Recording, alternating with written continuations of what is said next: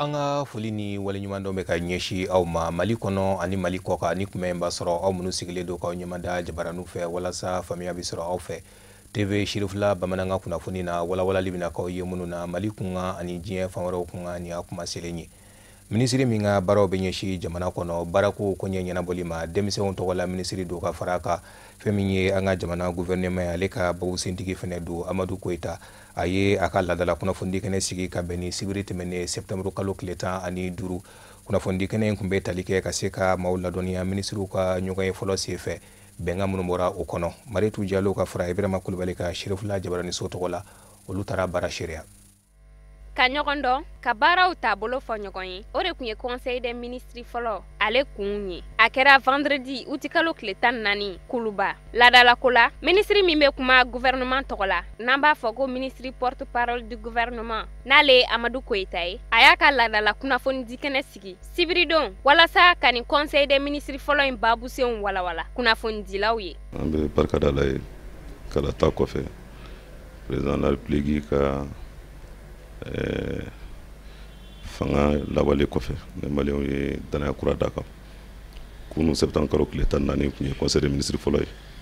a conseil des ministres fɛ président de la république ye maliyɛn bɛɛ fo jamanadenw bɛɛ fo u ka faso ɲumanya la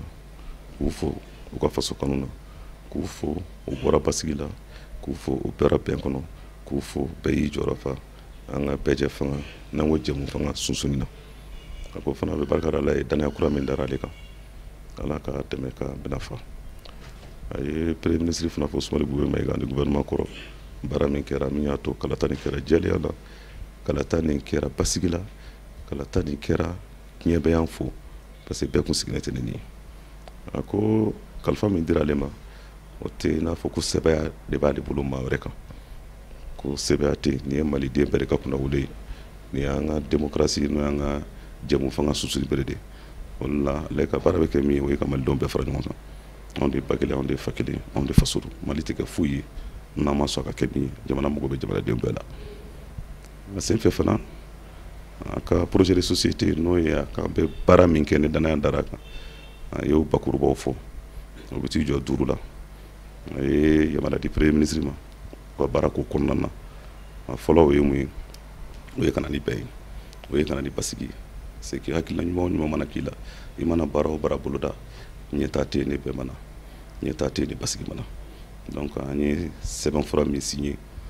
n'an b'a fɔ ma accord pour la paix et la réconciliation o kɛwale ɲuman an ka baara ko la gouvernement bɛɛ k'i tigɛra ɲɔgɔn ma a filanan fana ye min ye o y'an ka sɔrɔsiw ladonni ko ɲuman n'an ye loi 2 voté n'an b'a fɔ ma loi de programmation militaire et d'orientation militaire ani loi de programmation sur la sécurité intérieure bɛɛ y'a jɔyɔrɔ ye bi maliden bɛɛ bi disi gosi n'an ka finitigiw ye bɛɛ y'a ye bi an kun bɛ armée min dɔn kunu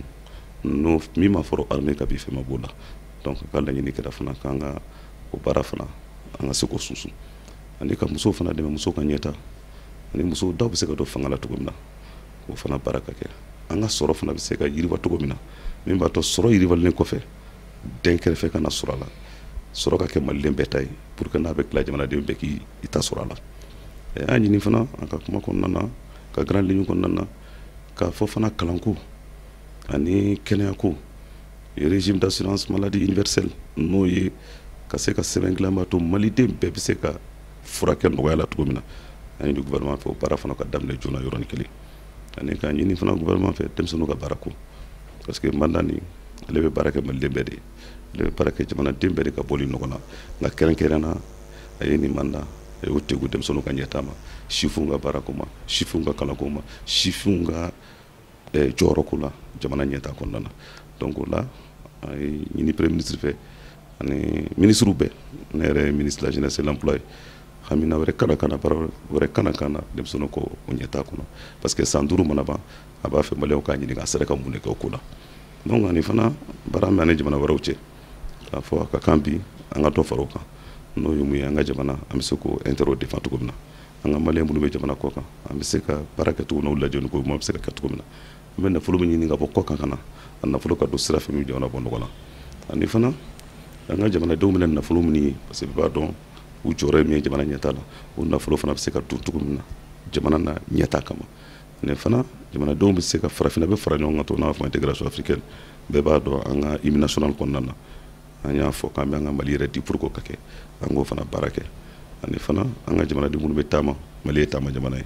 donc a ka kan ka jateminɛ fana kɛ o taama bɛ se ka kɛ cogo min na sariya kɔnɔna na ka sɔrɔ gɛrɛ tɛ ma se malidenw ma donc ka maliyɛnw bɛɛ fo a ko an bɛ samiya min na Ala ka ji ɲuman d'an ma Ala ka samiya timiko ɲuman d'an ma maliyɛnw k'u tigɛri ɲɔgɔn ma maliyɛnw ka bɛn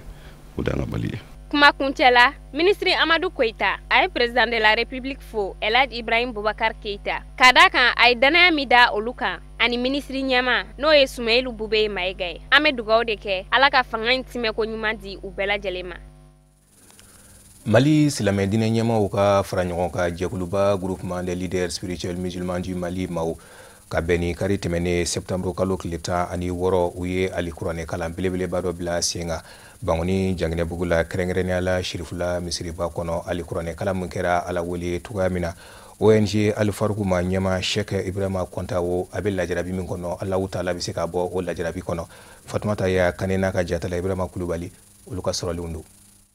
Alfatiya ka fara kira kan sɔli kan o de kɛra ka sigi in daminɛ ni lajɛba in yɛrɛ bɛ don kadara min kɔnɔ Ala ye bɛn ni keleya ni ɲɔgɔn kanu min fɔ diinɛ kɔnɔ silamɛw yɛrɛdama ni ɲɔgɔn cɛ i silamɛ ɲɔgɔn ka hɛrɛ ka k'i ka hɛrɛ ye a ka degun i fana ka degun ni lajɛ in fanba bɛ boli o kan an fa ani an karamɔgɔ an silamɛ ɲɔgɔn don ni ale ye ONG El Faruku ɲɛmaaba ye Ibrahim Kantawo an bɛ donni min na i n'a fɔ bi Ala ka lajarabi dɔ ye a sɔrɔ ni o ye a tununi ye min ni a fankelen ma dɔn walasa ka u ka nisɔngoyaw ni u ka dusuma kasayaw yira ani damakasili caman ye Ala la Mali silamɛ diinɛ ɲɛmɔgɔ ka fara ɲɔgɔn kan tɔnba a ɲɛmaaba ka yamaru kɔnɔna na ni o ye an fa ani an karamɔgɔ Seyidi Cherif Usman Madani Aidara ye u ye alikuranɛ kalan kɛnɛ belebele sigi k'aw kɛ Ala wele ye ka ɲɛsin an fa ma ni o ye Ibrahim Kantawo ye cogo min na Ala bɛ se ka dɛmɛ bolo ta ka ɲɛsin a ma k'a don silamɛw bɛ garisɛgɛ la ni a yeli ye alikuranɛ sanuma in kalannen kɔfɛ yasi siɲɛ 123 ka fara asugunalaw siɲɛ 111 kan ka fara sadaka lahu kan ani damakasi caman ka ɲɛsin Ala ma o de kɛra nin kɛnɛ in baaraw fanba ye. Ala kɛra alayhi salatu wasalam a ye Ala ka kumakan min tiɲɛtigiya n'o de k'a fɔ innamal mu'minuna ikhwa ko silamɛ bɛɛ bi fala bɛɛ bi bala Ala kɛra b'o sabati n'a ka hadisa kɛnɛma dɔ ye inna masalal mu'minina ko silamɛw taamasiyɛn fi tawadudihim wa ɲɔgɔn kanu na an'u ka wa tarahumihim an'u ka hinɛ ɲɔgɔnya na wa ta'atufihim an'u ka makari ɲɔgɔn na ɲɔgɔn na kɛ masalil jasadi ko o b'i n'a fɔ farisogo kelen farisogo ni fa dɔ y'a dimi fa tɔ bɛɛ lajɛlen bɛ b'o kalama Ala kɛra ye an kala o de la silamɛya la ni kunkolo dimina senkɔni bɛ bɔ a kalama ni senkɔni dimina kunkolo bɛ bɔ a kalama ko silamɛya balimaya kan ka kɛ ten de o de la an balimakɛ a n'an diinɛ baarakɛ ɲɔgɔn n'o ye Ibrahim Kontawo ye ONG El Faruku ɲɛmɔgɔ de y'ale an n'a jɛra diinɛ baaraw de la a n'an groupement ɲɛmɔgɔ n'o ye an ka ɲɛmɔgɔ ye Seydi Cherif Usman Madani Aidara u jɛra o tɛ biko ye bɛɛ lajɛlen b'a kalama nin waati in na Ala ye lajarabili se ale ma a tununa ka denbaya la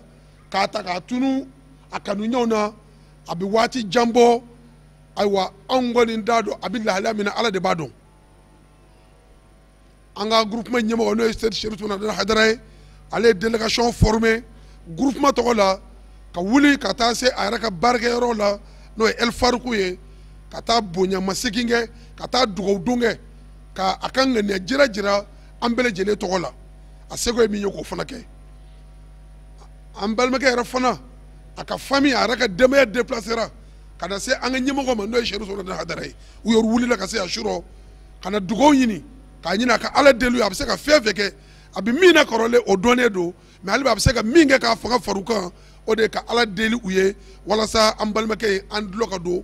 a kibaru duman na. ONG El Faruku ɲɛmaaba Ibrahim Kantawo a silamɛ ɲɔgɔnw bɛɛ y'a seereya bi k'a fɔ ko Ala ka jɔnba cɛsirilen don hinɛ sira kan dɛsɛbagatɔw dɛmɛni na o de la groupement tɔndenw ka fara u ka ɲɛmaaba kan an fa ani an karamɔgɔ ni ale silamɛya diinɛ dɛmɛtɔn ansaru ɲɛjɔyɔrɔ Seyidi Cherif Usman Madani Aidara ye ko u tɛna to kɔfɛ duwawu ni dɛmɛ bolo ma ka ɲɛsin an fa ma ni o ye Ibrahim Kantawo ye ka fara a ka denbayaw bɛɛ lajɛlen kan minnu ni olu bɛ a kɔfɛ yan o sen fɛ u ye délégation wuli ni ka taa u ɲɛda a ka denbaya kan u seko minnu damayira ye dɛmɛ min ye ka o kɛ u ye an fa ani an karamɔgɔ seyidi sherif usman madan aidara a ye bonyamasegin foliw kɛrɛnkɛrɛn k'a ɲɛsin jamana ɲɛmaaw ma u ka wulikajɔw la. kumaw bɔra n'a ye k'a fɔ kontaw ka denbaya sera ustaz ma ko ka duwawu ɲini ustaz fɛ n'o y'an karamɔgɔ seyidi sherif usman madan aidara ye.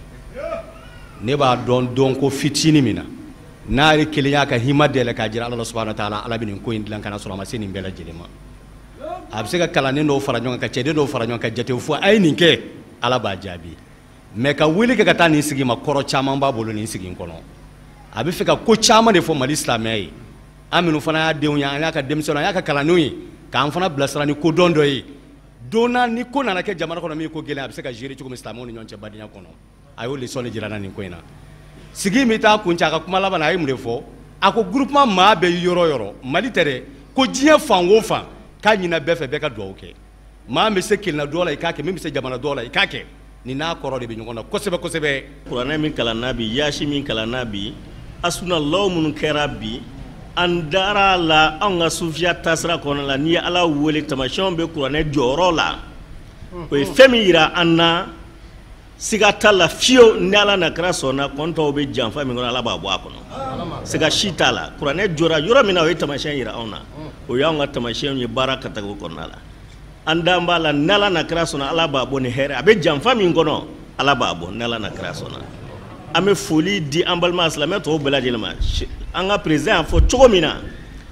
groupement ka nin hakilila ta silamɛw ka kelenya don silamɛw ka bɛn don mɛ kɔntaw yɛrɛ ka baara kelen don président y'a fɔ cogo min na kɔntaw y'an bɛɛ kɛ kelen ye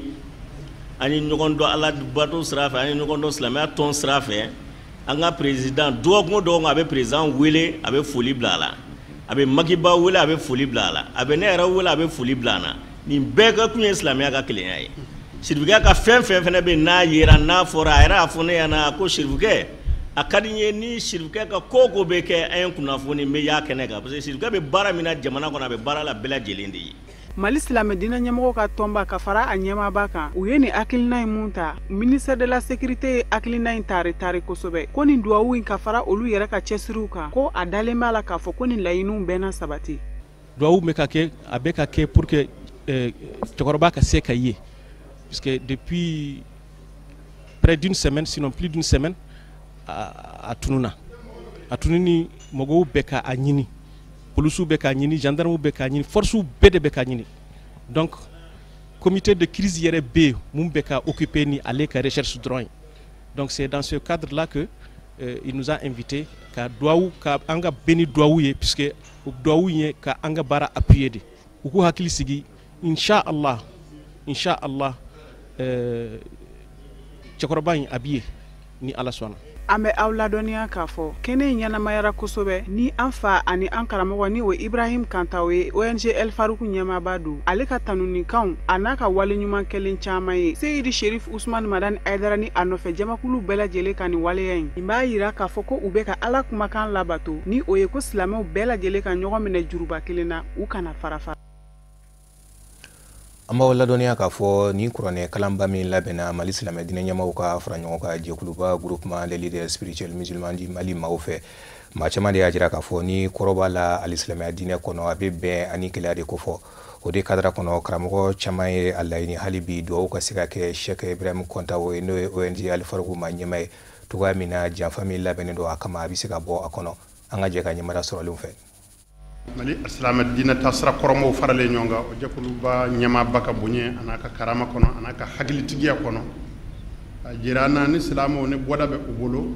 o de ye silamɛw yɔrɔ k'a jira alahu subhanahu wa ta'ala la k'a fɔ ala i ko an ka kɛ ɲɔgɔn fɛ anw bɛ ɲɔgɔn fɛ taabolo ti anw bali k'an bolo di ɲɔgɔn ma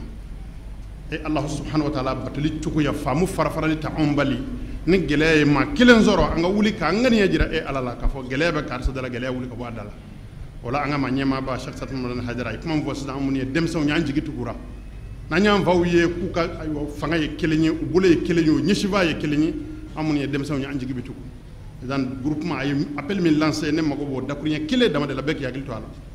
anw de ye layidu d'a ma ko an ka ɲɛmaa don a kɛra alahu subhanahu wa ta'ala ɲɛna wa an ka k'a fɛ alahu ta'ala jaati kama groupement de cɛman n'a musoman bɛ diɲɛ yɔrɔ o yɔrɔ bɛɛ lajɛlen k'i tɛgɛ jan alahu subhanahu wa ta'ala ye k'a fɔ ala ye ko ala ka kɔntawo bɔ bolo la. bismillahi wassalatu ala rasulillah an b'an ka ɲɛmɔgɔ fo n'o ye a seydi Chérifla Usmane Madani Haidara ye a ka ŋaniya ɲuman na ka ɲɛsin an ma nin ko in daminɛnen a hamina a jɔrɔla cɛ in bɛ se ka labila cogo di a ye ci bila an bɛɛ lajɛlen ma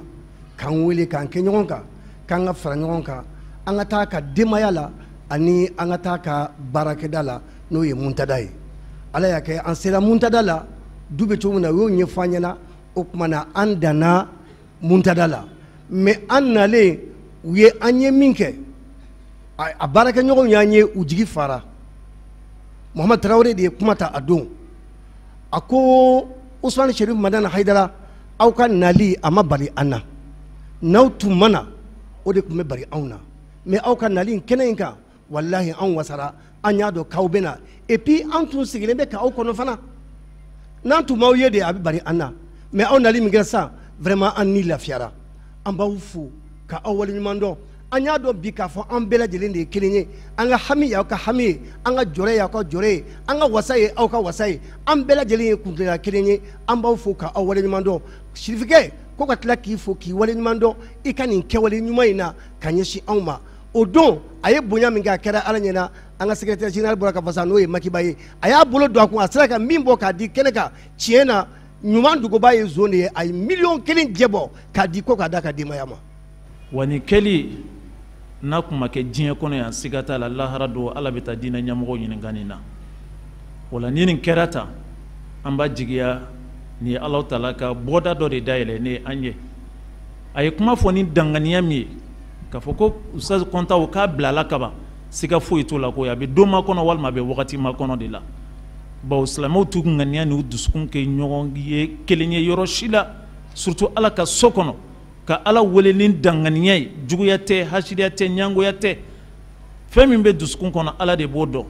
ko silamɛw ka fara ɲɔgɔn kan k'u bolo kɔrɔta ko ala wele ko ala k'o bolo lankolon jigi an b'a dɔn ala tɛ ala ye subhanahu wa ta'ala o la an jigi fara an hakili sigira an b'a fɔ Kɔntaw bɔli a bɛ wagati makɔnɔ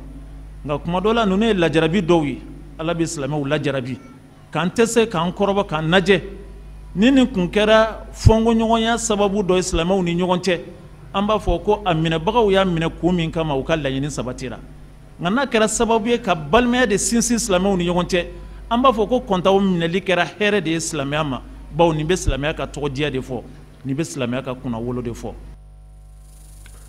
Mali silamɛ dinɛ ɲɛmaaw ka fara ɲɔgɔn ka jɛkuluba groupement des leaders spirituels musulmans du Mali ma ɲɛma hali silamɛya dɛmɛtɔ ansaru kungilenna a se ye de Chérifla Usmane Madani Haidara a yɛrɛ ye dantigɛli mun kɛ kuranɛ kalanba in senfɛ an ka jɛ ka ɲɛma dɔw fɛ Fatumata Kane ka fara Ibrahima Kulibali kan hali bi olu ka sɔrɔlenw don an bɛ fɔlɔ ka nabaga bɛɛ fo sabu ka d'a kan n'i ye mɔgɔw wele n'u y'i jaabi o ye fɛnba ye an bɛ groupement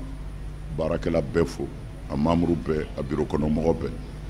ka tila kɔ tuguni ka silamɛ bɛɛ fo minnu y'an tulo magɛn nin ko in na komi a fɔra cogo min na an balimakɛ n'o ye Kɔntaw ye ayiwa a bɛɛ b'a dɔn mɔgɔ min don an n'a jɛra ala kama an ye baara caman kɛ diinɛ na ɲɔgɔn fɛ ala kama mɔgɔ min don ala b'a dɔn a bɛ jate adamadenw fɛ a ye silamɛw kanu a ye silamɛya kanu a ma mɔgɔ bɔ mɔgɔ la ni ala ye lajarabisew ma ko u y'a ta mɔgɔ dɔw de y'a ta ka taa n'a ye a tigiw ma ye an karamɔgɔ yɛrɛ ma ye kumana an ye nin jɛ in de sigi ka ala wele a bɛ gundo o gundo la ala ka se k'o gundo bange a ka se ka segin a ka denbaya la hɛrɛ la dugawu in kuranɛ min kalanna ani sɔli min kɛra kira kan ani a tɔgɔ ye di hasbunallahu minnu wurudila ani yasi minnu kalanna nin bɛɛ kalanna ŋaniya de la an balimakɛ mana ye dibi o dibi la ala k'o dibi fara ala k'a bɔ an ka faamaw fana an b'u fo parce que an yɛrɛ b'a kalama an b'a kalama depuis ko in daminɛna an ka fanga fan bɛɛ de wulilen don ka jɔ polisiw wulilen don gendarmerie wulilen don hali enquêtekɛla min bɛ sɔrɔdasiw la a bɛɛ wulilen don kumana o y'an nisɔndiya kosɛbɛ jamana yɛrɛ kɔrɔ parce que k'a ye silamɛw ka ko nana jamana ka o ta a sɛbɛ la nin cogo la an k'an ka jamana fo k'u barikada polisi gendarmerie militaire a bɛɛ wulilen bɛ nin cɛ kelen ɲinini na vraiment o diyara n ye mais an b'a f'u ye hali bi u ka dɔ fara a kan hali bi u ka dɔ fara a kan nin ka ye an b'a ɲini ala fɛ ala k'a k'a ka se kama ani kamalen yɛrɛ ye jigi minnu tugu ala k'a kɛ o kama ala k'a ye hɛrɛ la ala k'a ɲuman ye munna ale kun ye ONG dɔ de ɲɛmɔgɔ ye komi a bɛɛ b'a kalama o ɲɛmɔgɔ de don minnu bɛ dumuni di fandaw ma u bɛ misiriw jɔ ala kama u bɛ hɛrɛ kɛ dɛsɛbaatɔw ye a yɛrɛ b'a ye télé la tuma o tuma télé Cherifla yɛrɛ la kamalen a n'a ka groupe bɛ bɔ u bɛ malo di u bɛ ɲɔ di u bɛ wari di u bɛ fini di u bɛ mɔgɔw dɛmɛ kalan fana na u ye misiri caman jɔ Mali in kɔnɔ yan bon Konte o ale ka misiri jɔ tɛ fankelen misiri jɔ ye dɛ ale bɛ fan fila misiri jɔ a bɛ sunamɔgɔw ka misiri jɔ a bɛ an yɛrɛ ka mɔgɔw ni o ye sufiya mɔgɔw ye a b'olu ka misiri jɔ o tigi ni tɔɔrɔ y'o sɔrɔ silamɛ si man ka sigi ni dusukun ka ɲi i kan k'i ɲɛsin ala ma kumana an bɛ nin wele in da ala ka so kɔnɔ yan k'a ɲɛsin groupement mɔgɔ bɛɛ ma groupement bi dugu o dugu la Mali kɔnɔ a bi dugu o dugu la diɲɛ kɔnɔ n'o ye groupement des leaders religieux a bɛɛ ka wuli ka dugawu kɛ min bɛ se min na bɛɛ k'i ta kɛ pour que ala bɛ se ka nin kamalen bɔ juguw bolo cogo min na k'a ko bange an bɛ dugawu min fara kan ala kana mɔgɔ si di jugu ninnu ma yarabi ala k'a dan nin ma Mali ala k'a kisi malidenw ala k'u kisi bɛn kelenya ɲɔgɔn kan fɔ ala k'a don an ka jamana in kɔnɔ balawu o balawu ala k'an ka jamana kisi maa min ye hɛrɛ ɲini n'an ka jamana ye yarabi ala ka hɛrɛ d'o ma ni maa min ko i bɛ tɔɔrɔ ɲini ni jamana in ye ala ka don an ni cɛ ala ka don an ni cɛ Konte o ala k'a bɔ Konte o ala k'a bɔ kiraw dɔw nabiɲuman dɔw kununa jɛgɛ fɛ mais o bɛɛ kɔ ala y'u bɔ jɛgɛ kɔnɔ k'u bila kɛnɛ kan an b'a ɲini ala y'o kɛ ni gundo min ye Konte o bi yɔrɔ o yɔrɔ ala k'a labɔ an ye ala k'a labɔ an ye ala kana silamɛ si nɔgɔy'u ye ala kira yɛrɛ bonya kama sɔli ala rasul o de bɛ an sɛnsɛn ka se diɲɛ fan wɛrɛ kunnafoniw ma karamɔgɔ Musa Fɔnba ale bɛna bi ta walawalali kan ye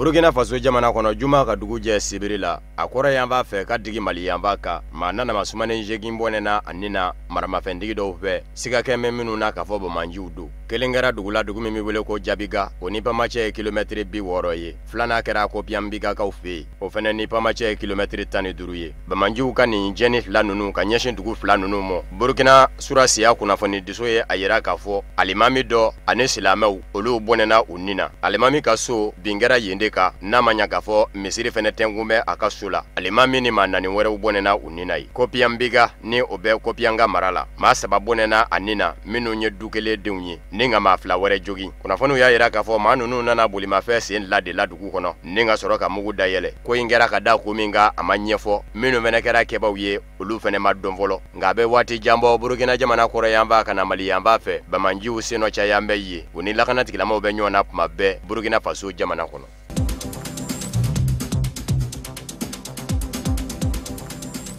Mauritanie marabolo ɲɛma sigi ni wasaden sigi ni maire sigi kalataw olu jaabiw bi mɛ ka dɔn bawo tako gale kun kɛra tako filanan kɛra min senfɛ jamana ɲɛma Mohamed Ould Abdelaziz ka fanga ɲini dɔ Union pour la République UPR a ye sebaya ta wasabilo kɔnɔ tako gale la 67 a kun y'o sɔrɔ ka ban a laban bɛ ka 22 fɛnɛ sɔrɔ ka fara 67 ka sibiri tɛmɛnen wasaden sigi kalataw la Sede Mohamed Ould Mahamun ka fɔla ni o ye fanga ɲini dɔ ɲɛma ye a y'a yira k'a fɔ bibi na olu ka wasadenw wasabilo kɔnɔ a ma biti jɔ ma 80 ani ma 9 na wasabilo mana sigi sigiyɔrɔma 4 kelen min bi to o bilan bɛ Mauritanie ka denw ye minnu bɛ jamana kɔ kan olu ka wasadenw ni wasabilo donna wasadenw yɛrɛ de bɛna lajɛ ko wasaden fɛnɛ ta olu ye Mauritanie vaba la Nouakchott marabolo ɲɛma sigi kalataw minnu fɛnɛ kun bɛ senna Mohamed Ould Abdelaziz jamana ɲɛma ka fanga ɲini dɔ UPR fɛnɛ ye ɲɛmaya sɔrɔ ye nka kurubɛrɛ ma don ani fanga ɲini dɔn jɛ min kɛmɛ ka silamɛya birifini biri a yɛrɛ kan fanga sinamatɔnw fan fɛ ni o ye Tawasuli ye kalata labɛnni jɛkulu commission électorale nationale indépendante seni babu sentigi Mustafa Sidel Mokhtar fɛnɛ y'o sɛmɛndiya maire sigi kalata bina k'u ka Mohamed Ould Abdelaziz jamana ɲɛma ka fanga ɲini dɔ a ye sigida komini 6 sɔrɔ komini 9 na Mauritanie va bala Nouakchott nka yɔrɔ dɔw la danfaraba ma don ani fanga sinamatɔw ni ɲɔgɔn cɛ don tɛmɛnenw na sigida 5 de kun bɛ a bolo ni o ye komini ye ni zen a kɛra 6 ye kelen sɔrɔ la ka fara kan Mohamed Ould Abdelaziz ka fanga ɲini dɔ UPR duguba filanan min bɛ wele ko Nouadhibou jamana gaɲagayanba fɛ o sigida ɲɛmayaso ni o ye komini ye a ye sen bolo don o nɔfɛ ka dɛsɛ kolokoto ma sɔrɔ nka o ma bi fanga sinamatɔw dɛgɛ barisabu ka da ka fanga ɲini dɔ min ni a bɛ jɛla ni o ye Alkarama ye olu sera ka Nouadhibou komini sɔrɔ.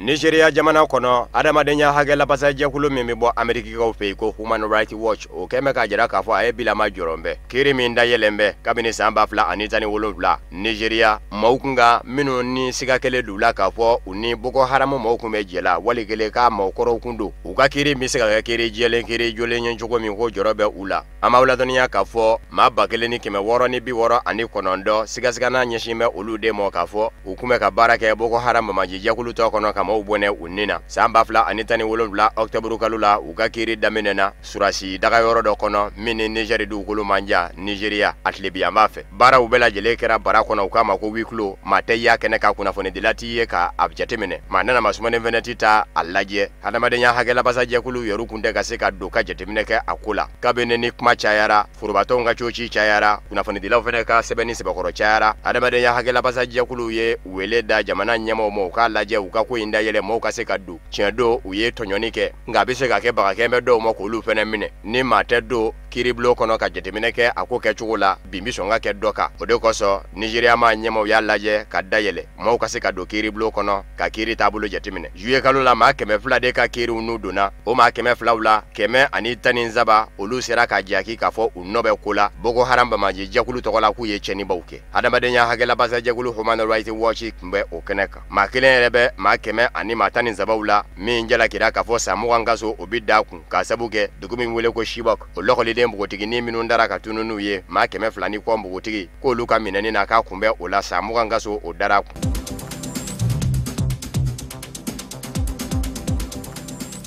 Kongo Kinshasa jamana ɲɛma danga Jean-Pierre Bemba min ye san 11 kɛ diɲɛselikɛna ni setigi jamanaw ka kiiribulon cour pénal international CPI la n'a bilama labila bɛ fɔ a kun ko k'a b'i kanbɔ jamanakuntigi sigi kalataw la minnu bɛ kɛ décembre kalo tile 23 n'a balin bɛ jamana sariya fɛ a ye dantigɛli kɛ ani kunnafoni di gafe dɔ ni ɲɔgɔn cɛ ko Jeune Afrique min kɔnɔ a y'a jira k'a fɔ ni fanga sinamatɔw farala ɲɔgɔn kan ka maa o maa ta k'o kɛ cɛbɔ ye ko ye ka dɛmɛ bɛ o yɔrɔ a ko ni wele bi da k'a fɔ k'an k'an ban k'an sen don kalata fɛnɛ na ni o ye boycott ye k'a sabu kɛ kalata labɛncogo taabolo tɛ k'an ja ko tɛna kɛ ale kelen dala kuma ye o n'a kɛ fanga sinamatɔ bɛɛ lajɛlen ka dala k'a ye wa ale na don fɛnɛ da fɛ a ko nka ko kuma tɛ fɔlɔ nin dasumusumuni min kɛra ani kunnafoni di gafe ni ɲɔgɔn cɛ dasumusumuni in kɛra ka bɛn ni dɛnɛ in de ye septembre kalo tile 17 wa o dɛnɛ kelen de fɛnɛ na diɲɛselikɛna ni setigi jamanaw ka kiiribulon cour pénal international CPI kɛmɛ ka a nɔminɛ fa min fɛ ko subordination de témoin ni o ye ka don seere dɔ n'a hakili cɛ ni nafolo ye a k'i daminɛ o fɛnɛ jaabi labanw bi bɔ k'u bi ka bɛn ni dɛnɛ septembre kalo tile 17 in de ye nka kabini kelen Jean-Pierre Bemba kɛmɛ k'a jira k'a fɔ diɲɛselikɛna ni setigi jamanaw ka kiiribulon cour pénal international CPI kɛmɛ k'o min ɲɛsin mɔ ko ale ma jɛ n'a ye nka ale da tɛna don a la k'a fɔ k'a bɛ walawalali kɛ a kunkan ko barisabu ka da ka don min na a bɛ labila CPI fɛ a fɔra ko a k'i da k'a bonbo ye n'a labilara o kumana ale tɛna n'a nɛ don a ko ni ɲɔgɔn cɛ k'a fɛsɛfɛsɛ a ko nka ko min ye Kongo Kinshasa jamana ɲɛmaw an'u ka sariya ka laɲiniw ye k'a fɔ ko u bɛ nin da k'o kɛ ale balila ye a k'i kanbɔ ka jamana ɲɛmaaya ɲini ko subordination de témoin k'a ye seere dɔ d'a mun ko ni yurugu bɛɛ ye kelen ye a ko kalon don ko barisabu ka da ka Kongo Kinshasa sariyaw kɔnɔ sariya kisɛ 2 bɛ yen minnu kɛn bɛ ka danfara don yurugu ani subordination de témoin ni ɲɔgɔn cɛ a ka bɛ se ka fɛn kelen min kɔnɔ faamu Kongo Kinshasa ma ɲɛmɔgɔw ka nin hakilina in na u b'a fɛ maa min ka kɛ fanga sinamatɔ ɲɛmaa ye n'o da ka d'u la k'o tɛ se k'u ɲɛkɔrɔ dɔ ta u b'o sugandi u yɛrɛ kɔrɔ k'o de ye sen bɔkun ye a ko la an b'a ladɔnniya k'a fɔ Jean-Pierre Bemba CPI y'a labila juin kalo tɛmɛnen k'a sɔrɔ jaki b'a kunkan jaki min kun bɛ kɛ sababu ye a ka san 18 kɛ kaso la nka sɛgɛsɛgɛliw cɛyalen kɔfɛ CPI labanna ka na jira k'a fɔ Centrafrique man k'a la san 2002 ni 2003 n'a minɛkun y'o ye k'a fɔ a ye dɛmɛ don Centrafrique ma ɲɛmaa dɔ mɔ ka ɲɛmaa dɔ bi Général François Bozizé o kun ye Mamuridujɛkulu ɲɛmaa ye Angel Félix pata se kuma jamana ɲɛmaaya la o kuma fɛ k'o ka fɔ jaso k'a ye ninnu dɔ la kelen dɛmɛ u labana ka na ye k'a fɔ n'a ɲɔgɔnna dalu jɔnjɔnden in minɛ bɛ se ka kɛ min mɔ u y'a labila nka subordination de témoin ni o ye ka seere yɛrɛ damu min bɛ se ka to seere a b'i daminɛ wali kelen a kana fɛn fɔ min tɛ tiɲɛ ye k'o yɔrɔ in kɔni kiri ma bi ka bɔ a kan.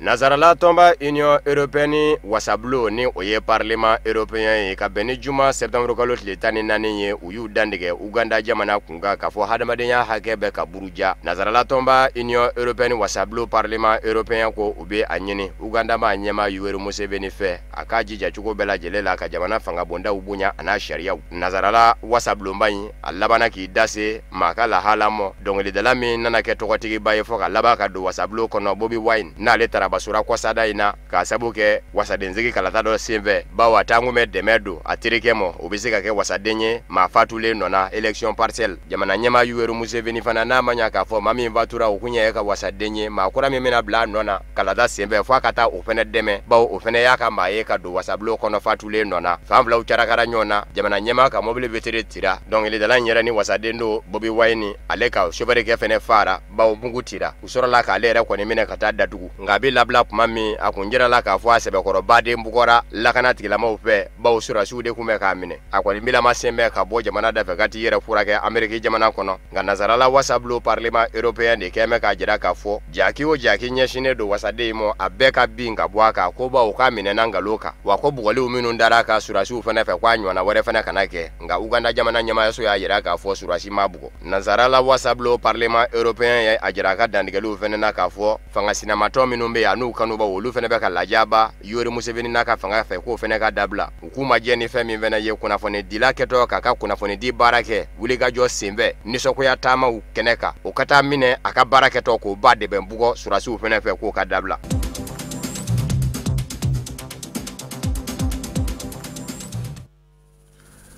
farikolo ɲɛnajɛ nasiraw fɛ kelenkɛrɛnnenya la sina dolanci coupe du mali tako 58 kɛnɛ kɔnɔ fɛn min ye stade malien ale ni joliba ase olu de bɛna ɲɔgɔn sɔrɔ final la bari sabula ka da ka dolanci minnu kɛra ka bɛn ni septembre kalo tile 15 ni a tile 16 stade omnisport modibo kɛta kɔnɔ fɛn min ye stade malien ale ye sew bɛ ci 9 joliba ase fɛnɛ labana ka afe ci 1-0 Yusufu Kulubali n'a ka jatala Abdoulaye Sogodogo olu ka sɔrɔlenw don.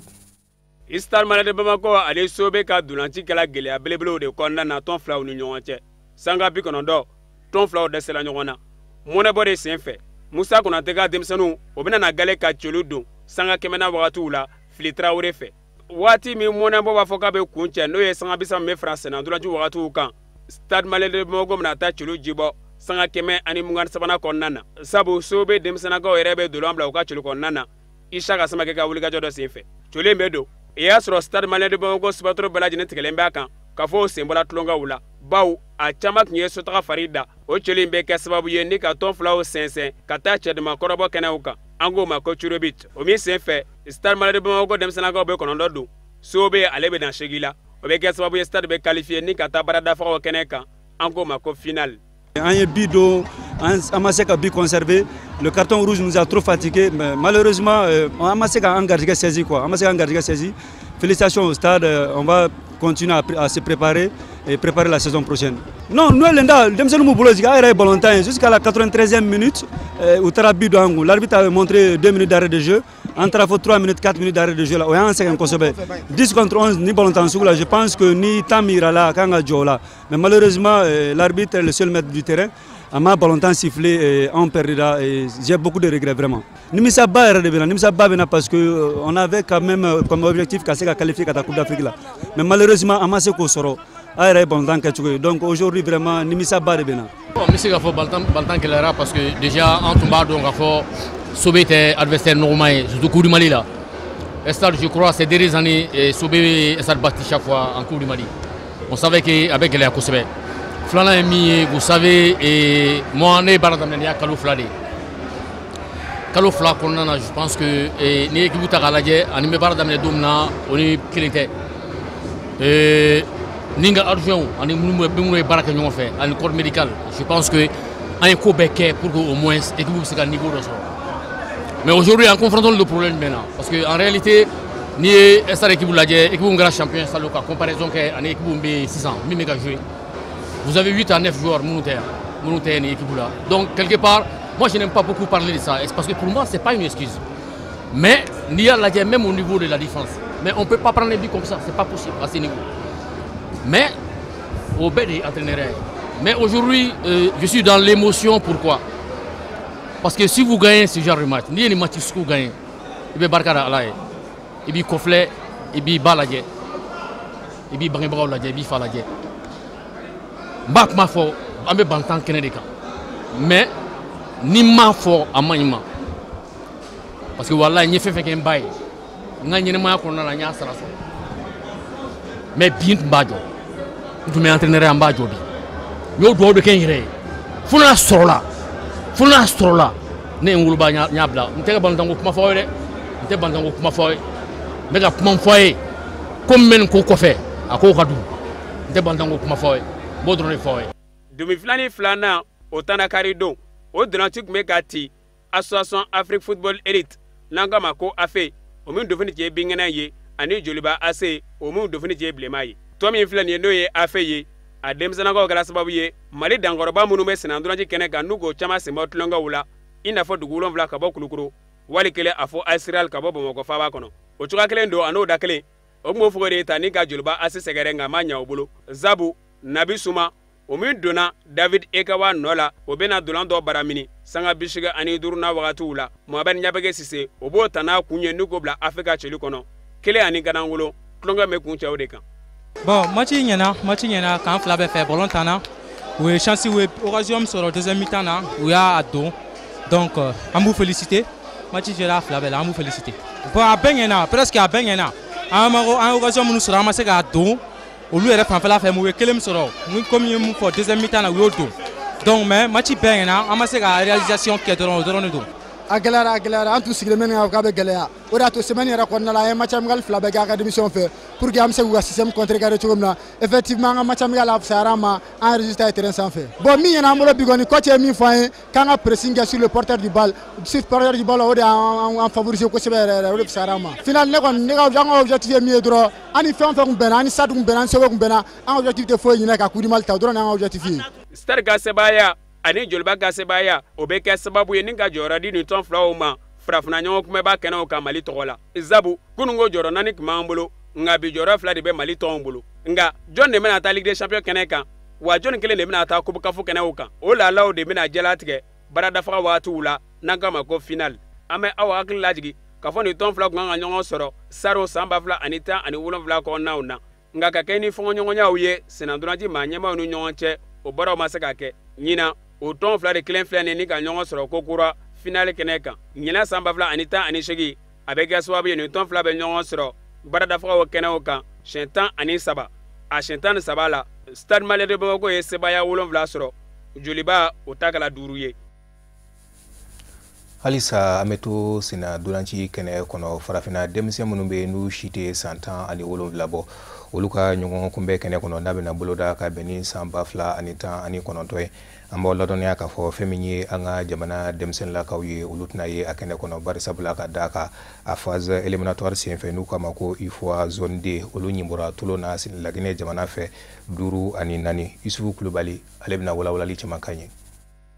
Mali demsena ga munumbe ka fo o sisa ma santan ani wolon vla da fa ogme sena duranti mi nyembla barawye ka kayne frafna demsena ga nyon kuma ba ye mi mena ke samba vla anita ani konondo konnana Tanzania ka o fei Mali se mbat longela sili national sababula ne ye Guinée Conakry demsena unye kasro samba vla anita ndru ani samba vla anita ani wolon vla Mali jonyon ita Cherifla ka tu nyona waliya inkela ka beni kayri donye demi flali kono de kan sanga bi kono do konna na Mali ni Guinée desra nyona flanbi fla ani fla zabu mobo faje touré ani bogar konté sile togola o beygale ka cheludu sanga shigina ani sanga bilon vlanduruna Mali do mana na chelu jibo Isufu maiga fe ani seiba dabu odo be ke sababu ye ni ka ton fla blakata chodma korobo kenauka ni Guinée jamna do ga sindagwa ya kunte ko nyira kunte senima sabu ogme bara o jigi ka bampeu kabini suranduraji watu konna na zabu oga suranduraji yangau ogme Mali tanye